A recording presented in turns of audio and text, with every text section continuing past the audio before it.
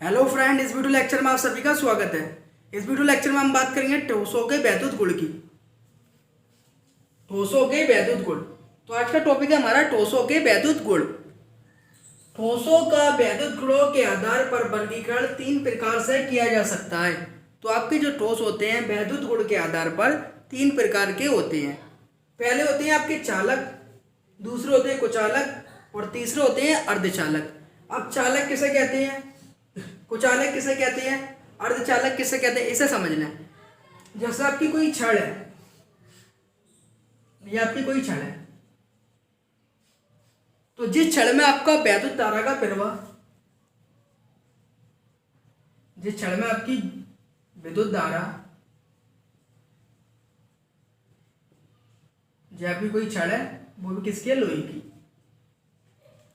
तो जिस छड़ में आपकी विद्युत धारा आसानी से प्रवाहित हो जाती है, आपकी जिस छड़ में विद्युत धारा आसानी से प्रवाहित हो जाती है उसे हम चालक कहते हैं।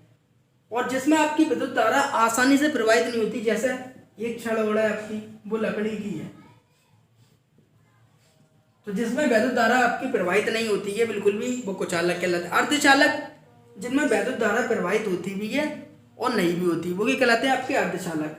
यानी जिसमें जो चालक और कुचालक दोनों की तनिया क्या करते हैं, व्यवहार प्रदर्शित करते हैं। जो पदार्थ चालक और कुचालक दोनों की तनिया व्यवहार प्रदर्शित करते हैं उन्हें हम अर्धचालक कहते हैं। अब पढ़ते हैं थ्योरी। चालक वह ठोस जिनमें वैद्युत का प्रभाव सुगमता, सुगमता का मतलब क्या होता है, आसानी।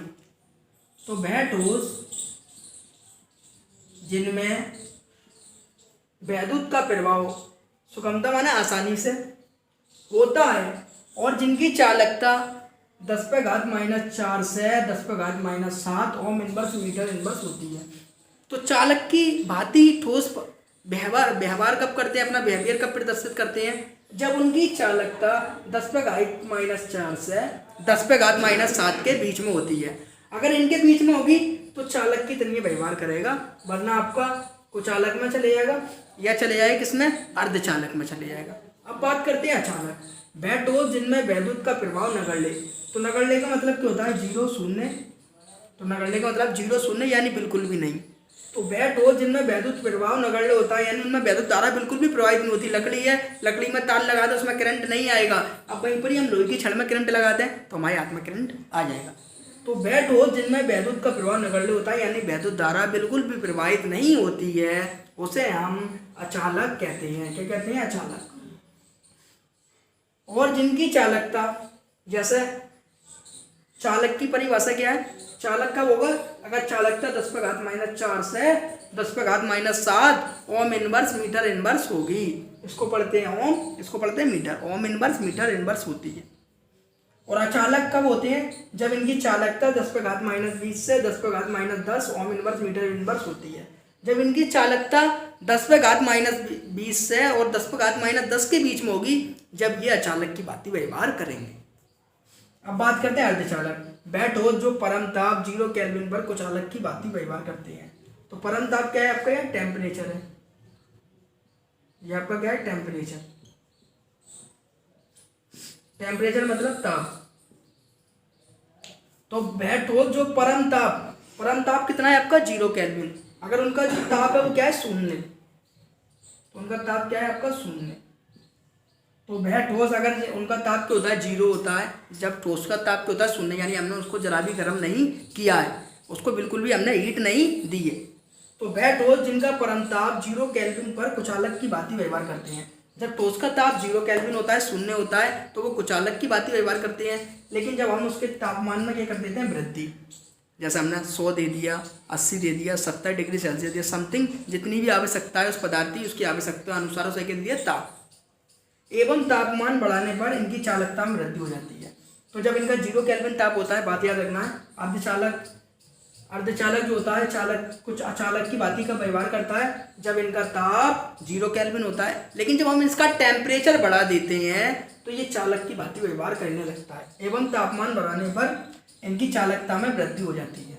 अब चालक बनने के लिए इनकी चालकता कितनी होनी चाहिए, अर्धचालकों की, जो अर्धचालक बन जाते हैं इनकी चालकता 10⁻⁻6 से 10⁻4 ओम इनवर्स मीटर इनवर्स होती है। तो जो अर्धचालक होते हैं इनकी चालकता कितनी होती है, 10⁻⁻⁶ से 10⁴ ओम इनवर्स मीटर इनवर्स होती है।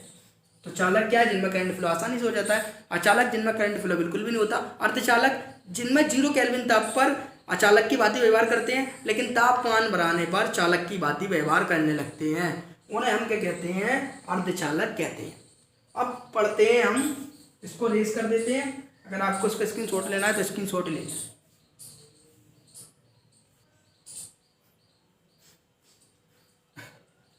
तो अभी हमने चालक, कुचालक, अर्धचालक की परिभाषा पढ़ी, लेकिन अब हम बैंड सिद्धांत के अनुसार चालक, अचालक और अर्धचालक की परिभाषा पढ़ेंगे।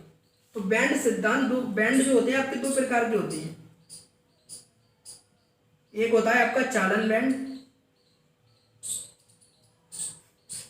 और एक होता है आपका, पहला होता है आपका चालन बैंड और दूसरा जो होता है आपका वो होता है संयोजकता बैंड। संयोजकता बैंड।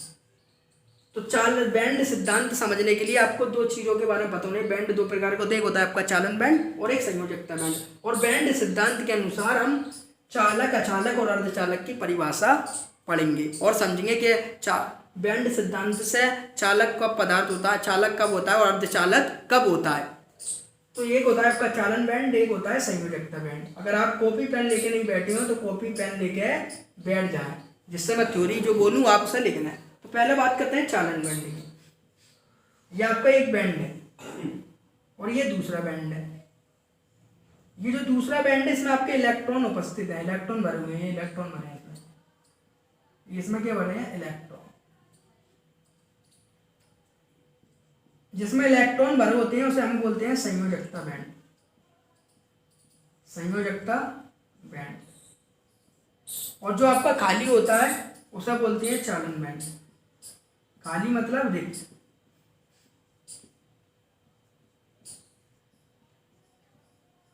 तो पहले चालन बैंड और संयोजकता बैंड को समझ लें। जो बैंड आपका खाली होता है यानी जिसमें इलेक्ट्रॉन नहीं होते हैं, ये क्या है आपके इलेक्ट्रॉन, इलेक्ट्रॉन, ये आपके इलेक्ट्रॉन है। तो चालन बैंड किसे कहते हैं, जिस बैंड में इलेक्ट्रॉन उपस्थित नहीं होते हैं, बिल्कुल खाली होता है। पेन कॉपी लेके बैठ जाओ और थ्योरी नोट करें। जिस बैंड में इलेक्ट्रॉन नहीं होते हैं और बिल्कुल खाली होते हैं, चालन बैंड कहलाते हैं। और संयोजकता बैंड, जिस बैंड में इलेक्ट्रॉन उपस्थित होते हैं, इलेक्ट्रॉन भरे होते हैं, फिल होते हैं, उसे हम क्या कहते हैं, संयोजकता बैंड। तो चालन बैंड और संयोजकता बैंड को आप समझ गए होंगे। जिस बैंड में इलेक्ट्रॉन नहीं होते हैं चालन बैंड कहलाते हैं, और जिस बैंड में आपके इलेक्ट्रॉन होते हैं उसको हम संयोजकता बैंड कहते हैं। अब इनके अनुसार हम चालक, अचालक और अर्धचालक की परिभाषा पढ़ेंगे। पहले बात करते हैं चालक की। तो ये क्या है आपका संयोजकता बैंड और ये कौन सा है आपका चालन बैंड। अगर संयोजकता बैंड के इलेक्ट्रॉन, ये संयोजकता बैंड के इलेक्ट्रॉन है, ये क्या है चालन बैंड। अगर संयोजकता बैंड के इलेक्ट्रॉन चालन बैंड में चले जाते हैं तो वो पदार्थ वैद्युत का चालन करते हैं और क्या कहलाते हैं, आपके चालक कहलाते हैं। तो चालक किसे कहते हैं, अगर संयोजकता बैंड के इलेक्ट्रॉन, अगर संयोजकता बैंड के इलेक्ट्रॉन किस में चले जा रहे हैं, आपके चालन बैंड में चले जा रहे हैं, तो वो पदार्थ क्या कहलाते हैं, चालक कहलाते हैं। तो जिनमें करंट फ्लो हो जाता है, अगर संयोजकता बैंड के इलेक्ट्रॉन अगर चालन बैंड में जा रहे हैं तो करंट फ्लो होगा, और अगर संयोजकता बैंड के इलेक्ट्रॉन चालन बैंड में नहीं जा रहे हैं तो आपका करंट फ्लो नहीं होता है। तो पहले चालक की परिभाषा क्या हो गई, अगर संयोजकता बैंड के इलेक्ट्रॉन चालन बैंड में चले जाते हैं तो वो पदार्थ क्या कहलाते हैं, चालक कहलाते हैं। चालक की भांति क्या करने लगते हैं, व्यवहार करने लगते हैं।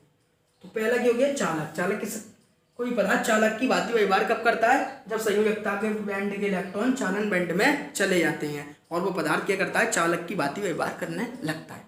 अब बात करते हैं अचालक। किसके बैंड सिद्धांत के अनुसार अचालक कौन होता है पदार्थ, अगर संयोजकता बैंड के इलेक्ट्रॉन चालन बैंड में नहीं जाते, यानी जो संयोजकता बैंड के इलेक्ट्रॉन है अगर इसके अंदर नहीं जाते हैं, ये तीर है इसको वापस ले लिया, अगर संयोजकता बैंड के इलेक्ट्रॉन चालन बैंड में नहीं जाते हैं तो वो पदार्थ अचालक कहलाते हैं। अब बात करते हैं अर्धचालक। तो अर्धचालक में होता क्या है, जो आपका संयोजकता बैंड है, अगर 0 केल्विन ताप पर हम देखें तो 0 केल्विन ताप पर अर्धचालक की परिभाषा क्या पड़ी थी, वह ठोस जो परम ताप 0 केल्विन पर। तो जो संयोजकता बैंड होता है उसमें वो 0 केल्विन ताप पर के होते हैं, इसके इलेक्ट्रॉन जो होते हैं चालन बैंड में जा नहीं पाते हैं। तो अर्धचालक की परिभाषा क्या है? 0 केल्विन ताप पर संयोजकता बैंड के इलेक्ट्रॉन के लिखेंगे आप अर्धचालक में, अर्धचालक हेडिंग डाल लें और कॉपी पेन लेके बैठ जाए। 0 केल्विन ताप पर संयोजकता बैंड के इलेक्ट्रॉन चालन बैंड में नहीं जा पाता। क्यों नहीं जा पाते? क्योंकि ऊर्जा बहुत कम होती है, बिल्कुल भी ताप नहीं दिया गया, तो इलेक्ट्रॉनों को यहाँ से यहाँ कूदने के लिए किसकी आवश्यकता होती है? ऊर्जा की आवश्यकता होती है। किसकी आवश्यकता होती है? ऊर्जा की। और ऊर्जा मिलेगी तो ये गति करेंगे, जैसे हम कहेंगे गतिज ऊर्जा। तो एक बार और समझे, 0 केल्विन ताप पर संयोजकता बैंड के इलेक्ट्रॉन चालन बैंड में नहीं जा पाते हैं, लेकिन जब हम इसे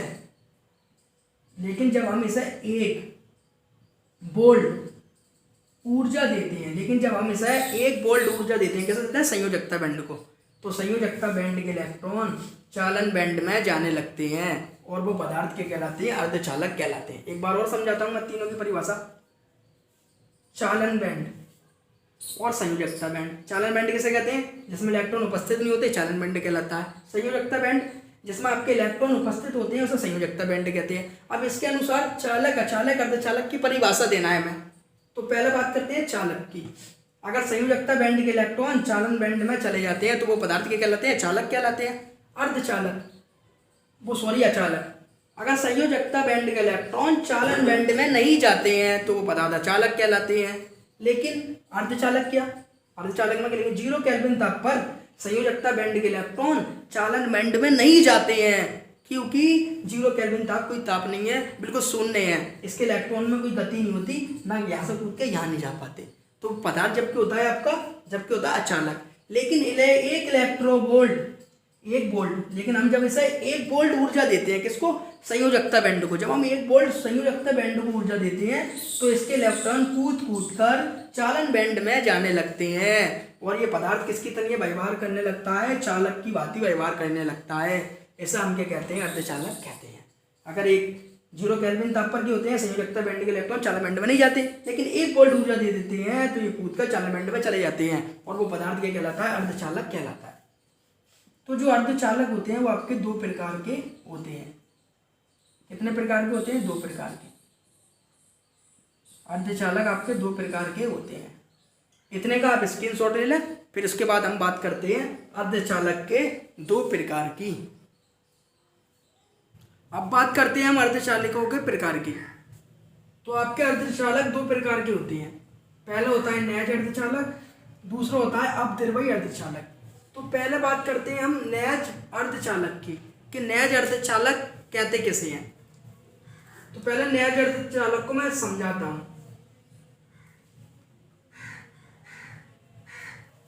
जैसे एक सिलिकॉन का यौगिक है, ये आपका क्या है? अर्धचालक है। सिलिकॉन की संयोजकता कितनी होती है? 4। जो आपका सिलिकॉन का यौगिक है, इसके चारों ओर के लगाते हैं 4 बॉन्ड। इस तरीके से फैला के बना दें। तो ये आपका एक सिलिकॉन का यौगिक है जिसके बंध क्या है? 4, और ये बहुत लंबी संरचना बना सकता है सिलिकॉन का यौगिक। इस तरीके से आप बना सकते हैं और चारों ओर कितने बंधे लगाना थे? 4। तो ये आपका सिलिकॉन का यौगिक है, इसकी 4 संयोजकता है, चारों ओर इसके 4 बंधे फैलाते चले इस तरीके से। SI SI SI SI। तो ये आपके एक सिलिकॉन का यौगिक है। होता क्या है? जो सिलिकॉन का यौगिक ये क्या है? आपका नैज अर्धचालक है। अर्धचालक 2 प्रकार के होते हैं, नैज अर्धचालक। जब हम इसको 0 केल्विन ताप देते हैं, कितना देते हैं? 0 केल्विन ताप। नैज अर्धचालक किसे कहते हैं? ये 0 केल्विन ताप पर जो आपके नैज अर्धचालक होते हैं, ये 0 केल्विन ताप पर कुचालक की तरह व्यवहार करते हैं। किसकी तरह व्यवहार करते हैं? कुचालक की तरह। लेकिन जब हम इसका हम ताप बढ़ा देते हैं, लेकिन जब हम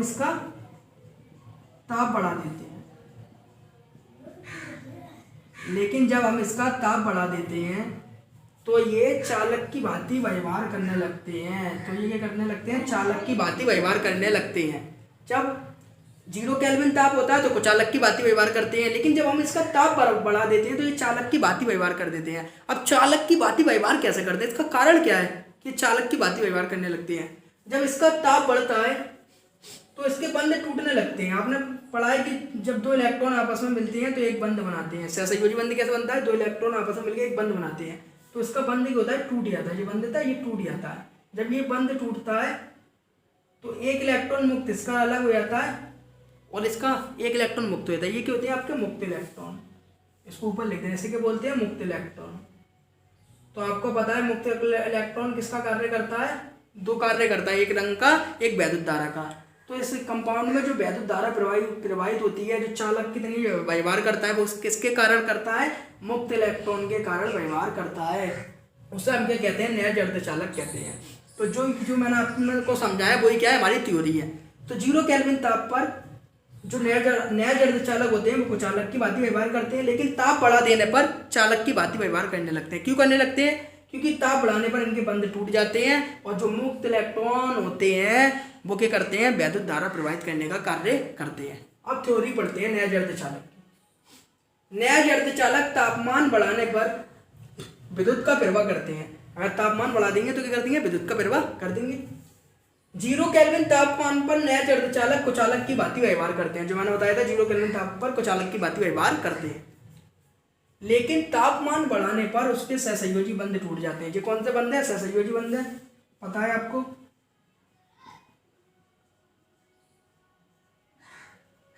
तो तापमान बढ़ाने पर जो क्या होते हैं? इनके सहसंयोजी बंध टूट जाते हैं तथा मुक्त इलेक्ट्रॉन वैद्युत का प्रवाह करते हैं। तो ये सहसंयोजी बंध टूटे, जो मुक्त इलेक्ट्रॉन थे वो किसका प्रवाह करते हैं? वैद्युत का प्रवाह करते हैं। नया अर्धचालक कहलाते हैं। अब बात करते हैं अपद्रव्य अर्धचालक की। शुद्ध अवस्था में इनकी चालकता बहुत कम होती है। जब ये शुद्ध अवस्था में होते हैं तो इनकी चालकता की होती है? बहुत कम होती है।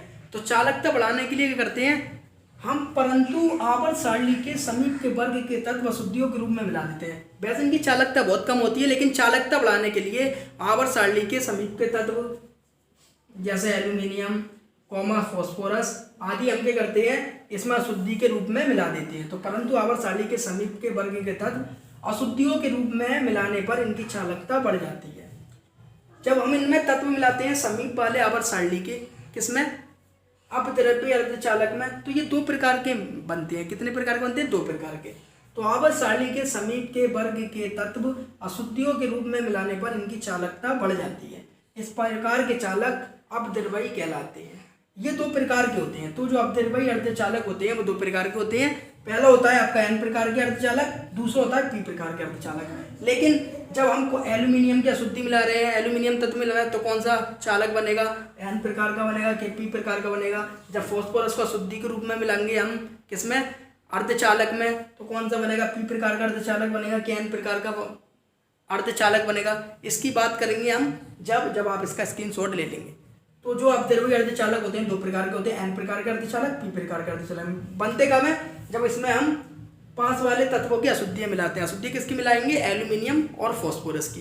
तो इसके बाद हम बात करेंगे N प्रकार के अर्धचालक की और P प्रकार के अर्धचालक की।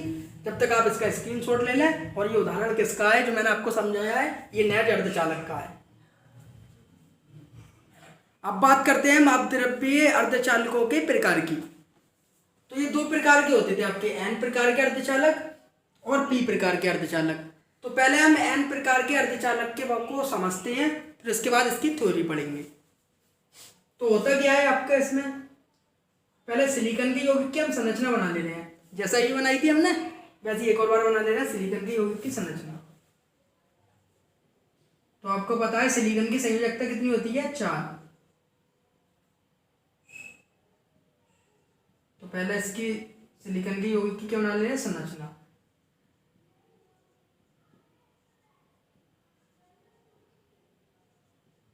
तो आपने सिलिकॉन के यौगिक लिख लिया ये, और सभी को सहसंयोजी बंध से आपने क्या करा? जोड़ दिया।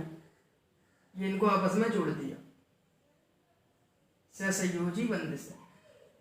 इनको किससे जोड़ दिया? सहसंयोजी बंध से।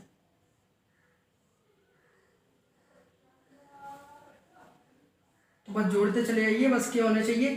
अब आपको कैसे पता चला स्ट्रक्चर सही है? सभी सिलिकॉन की संयोजकता 4 होनी चाहिए। कितनी होनी चाहिए?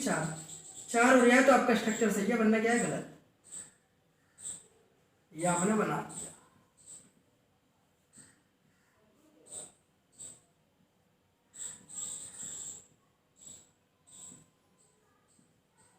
तो ये हमारे सिलिकॉन की यौगिक की संरचना बन गई है और सभी की हो रही है 4, 1 2 3 4, 1 1 2 3 4। तो ये आपके सिलिकॉन की यौगिक की संरचना बन गई है।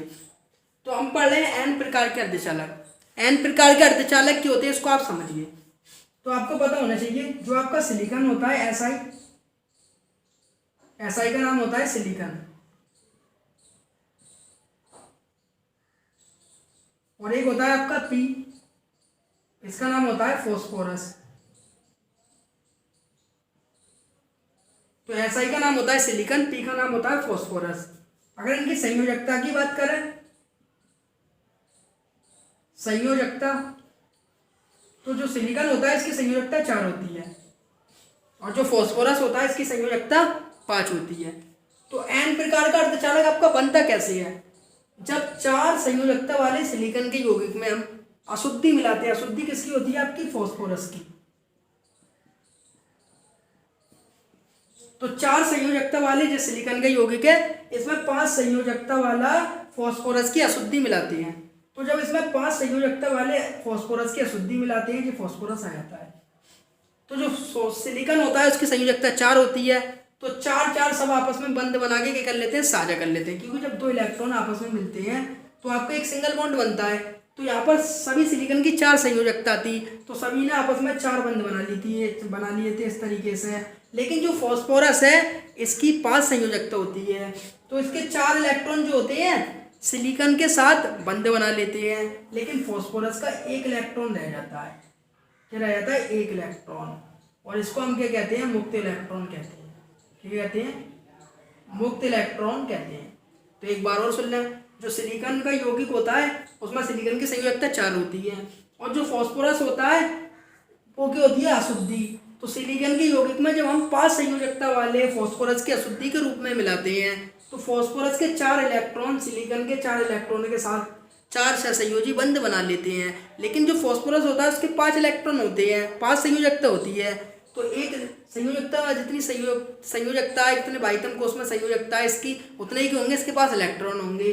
तो इसके 5 होते हैं, संयोजकता होती है तो 5 इलेक्ट्रॉन होते हैं इसके, लेकिन 4 साझा कर लेते हैं, एक इसका इलेक्ट्रॉन रह जाता है जो कि होता है मुक्त इलेक्ट्रॉन। इसी मुक्त इलेक्ट्रॉन के कारण इसमें वैद्युत धारा प्रवाहित होती है। इन्हें हम क्या कहते हैं? एन प्रकार के अर्धचालक कहते हैं। तो एन प्रकार के अर्धचालक कौन से कहलाते हैं आपके? जब सिलिकॉन के यौगिक में 5 संयोजकता वाला फॉस्फोरस को अशुद्धि के रूप में मिलाया जाता है तो फॉस्फोरस के 4 इलेक्ट्रॉन सिलिकॉन के 4 इलेक्ट्रॉन के साथ सहसंयोजी बंध बना लेते हैं, लेकिन 1 इलेक्ट्रॉन रह जाता है फॉस्फोरस का, जो क्या करता है? वैद्युत धारा प्रवाहित करने का कार्य करता है। इसे हम क्या कहते हैं? एन प्रकार के अर्धचालक कहते हैं।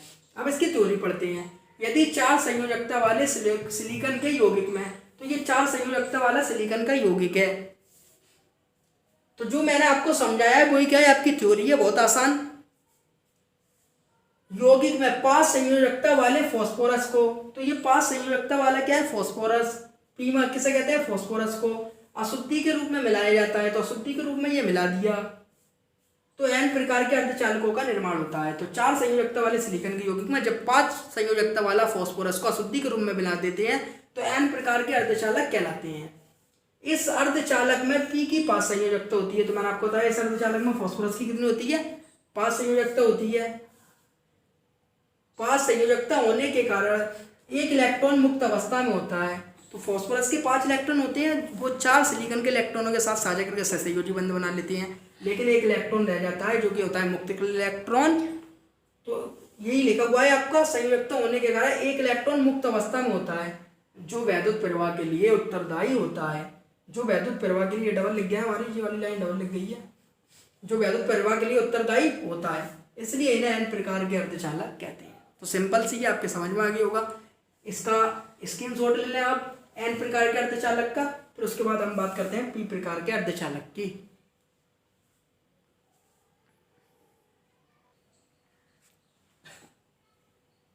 अब बात करते हैं पी प्रकार के अर्धचालक की।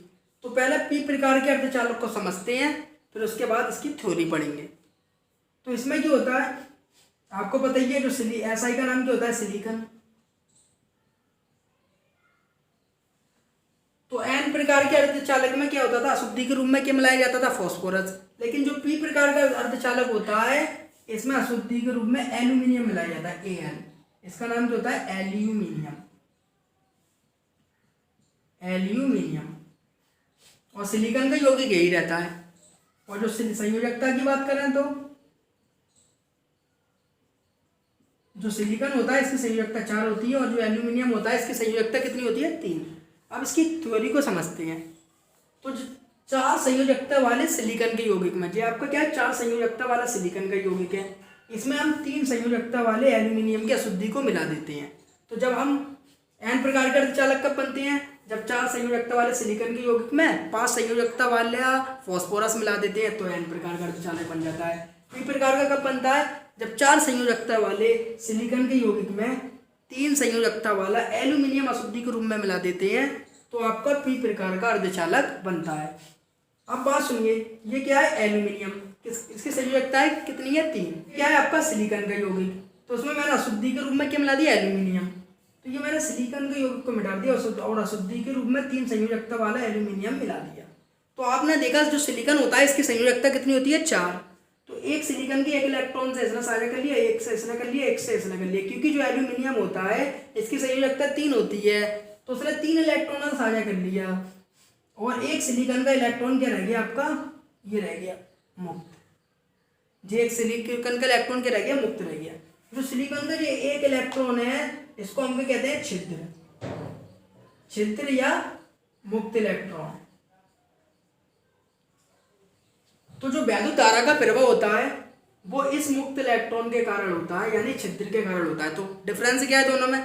वहां पर फास्फोरस का एक इलेक्ट्रॉन बचता था, यानी फास्फोरस की 5 संयोजकता थी, 4 इलेक्ट्रॉन साझा कर लेते थे उसके, और जो एक इलेक्ट्रॉन बचता था वो वैद्युत धारा का प्रवाह का कार्य करता था।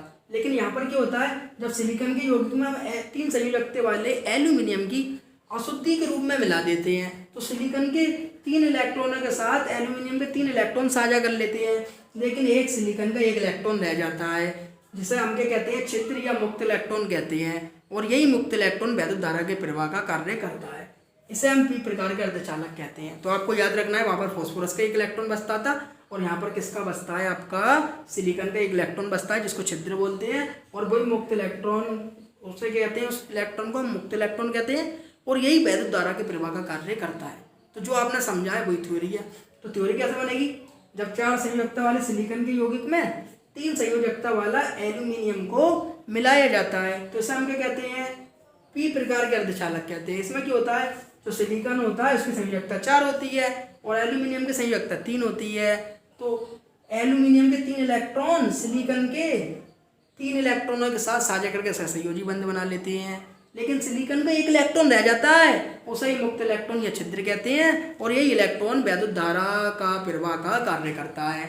इसे हम p प्रकार के अर्धचालक कहते हैं। तो थ्योरी पढ़ते हैं। यदि 4 संयोजकता वाले सिलिकॉन के यौगिक में, तो 4 संयोजकता वाला सिलिकॉन का यौगिक आपका ये है, 3 संयोजकता वाले एल्यूमिनियम को अशुद्धि के रूप में मिलाते हैं, तो 3 संयोजकता वाले एल्यूमिनियम को हमने इसमें अशुद्धि के रूप में मिला दिया है।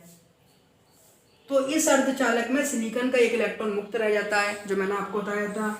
तो एल्यूमिनियम ने इन 3 सिलिकॉनों के इलेक्ट्रॉन से साझा कर लिया, लेकिन ये नीचे वाले सिलिकॉन में एक इलेक्ट्रॉन रह जाता है, जिसे हम क्या कहते हैं? मुक्त इलेक्ट्रॉन या छिद्र।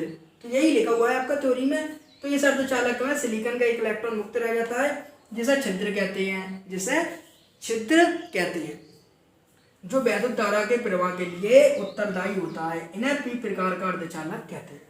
तो n प्रकार का अर्धचालक और p प्रकार का अर्धचालक आपके अच्छी तरह समझ में आ गया होगा। एक बार और बता देता हूँ। n प्रकार का अर्धचालक कैसे कहते हैं? यदि सिलिकॉन 4 संयोजकता वाले सिलिकॉन के यौगिक में 5 संयोजकता वाले फास्फोरस का अशुद्धि के रूप में मिलाया जाता है तो n प्रकार के अर्धचालक कहलाते हैं। p प्रकार के अर्धचालक, यदि सिलिकॉन के यौगिक में 3 संयोजकता वाले एल्यूमिनियम को अशुद्धि के रूप में मिलाया जाता है तो p प्रकार के अर्धचालक का निर्माण होता है। उम्मीद है आपको अच्छी तरह समझ में आ गया होगा। इसका आप स्क्रीनशॉट ले लें।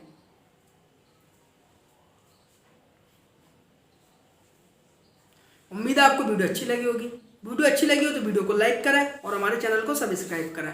ऐसे वीडियो मैं आपके लिए लाता रहता हूं और दोस्तों को शेयर करना ना भूलें। Thank you watching the video.